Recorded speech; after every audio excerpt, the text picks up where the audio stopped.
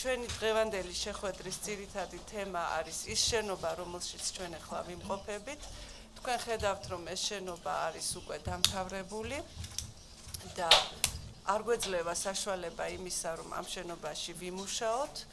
რამდენიმე პრობლემის გამო ჩვენ შემდეგ მოგცემთ საშუალებას, რომ დაათვალიეროთ აქაურობა და თქვენ თვითონ შეიქმნათ შტაბ-ეჭდილება, რამდენად მზად არის ეს შენობა იმისათვის, რომ ფუნქციონირებდეს, მაგრამ ის პრობლემები, რომლებიც ჩვენ შეგვექმნა, შეგიძლიათ აქედანაც დაინახოთ.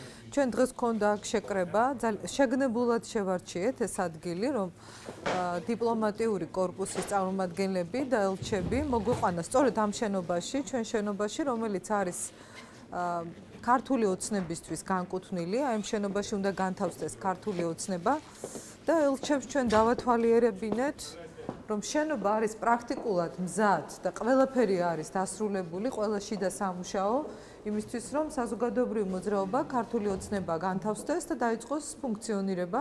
აჩვენეთ ეს ოთახები, სადაც უკვე არის აბსოლუტური მზაობა იმისა, რომ საქმიანობა განაგრძოს ქართულმა ოცნებამ, დავათვალიერებინეთ ეს სართულები, პრაქტიკულად ყველაფერი მზად არის იმისთვის, რომ ფუნქციონირება დაიწყოს და ვაჩვენეთ ის პრობლემები, რომელსაც ხელისუფლება ქმნის. პირველ რიგში ვაჩვენეთ ის, რომ შენობის ექსპლუატაციაში მიღება არ ხდება და არ ხდება ხელოვნური მიზეზით, ამის გამო არის შეტანილი საჩივარი მერიაში. მერის სამსახური უარს ამბობს ამ საჩივრის დაკმაყოფილებაზე, გასაჩივრებულია სასამართლოში, ასევე ის, რომ აღნაგობის უფლება, რომელიც 59 წლით ჰქონდა გადაცემული ახალ კაპიტალს, ის აღნაგობის უფლება იქნა გაუქმებული და ისეც არის გასაჩივრებული. ჩვენ ვაჩვენეთ აი ეს ოთახები. პრაქტიკულად მზად არის ყველაფერი იმისთვის, რომ საზოგადოებრივი მოძრაობა ქართული ოცნება გადმოვიდეს. ჩვენ ასევე ვაჩვენეთ აი უკანონოდ შემოჭრილი პირები, რომლებიც ცხოვრობენ ჩვენი შენობის პირველ სართულზე.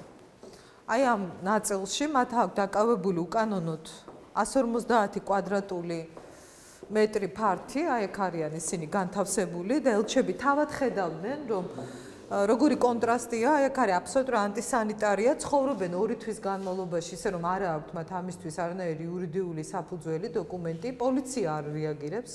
პროკურატურა არ რეაგირებს, ჩვენ მივმართეთ შინაგან საქმეთა მინისტრს, მივმართეთ მთავარ პროკურორს, გამოვიძახეთ საპატრულო პოლიცია, არ რეაგირებენ იმაზე, რომ ეს პირები უკანონოდ იმყოფებიან შენობაში და მათი გამოსახლების თაობაზე ამჟამად შეტანილია სარჩელი სასამართლოში. ვაჩვენეთ ჩვენ ეს ღობე, რომელიც არის შემორტყმული, მთელი ეს სანაპირო არის დაკეტილი, სხვათა შორის ეს აბსოლუტურად არანაირ კავშირში არ არის ამ სახლის დემონტაჟთან. თუ საჭირო იყო უსაფრთხოების წესების დაცვა, შემოღობა უნდა ყოფილიყო სწორედ აი ამ შენობის, რის ინგრევაც დაიწყო დღეს, როდესაც ელჩები გამოჩნდნენ და არა აი ამ სასახლის ჩვენი შენობის ვაჩვენეთ აი ეს ნაგავი, რომელიც აქ ყრია რამდენიმე კვირაა და რომელზედაც მერია აცხადებს, რომ ეს არის მისი მუნიციპალური საკუთრება, აი როგორ არის ჩაკეტილი მთლიანად მთელი პერიმეტრი.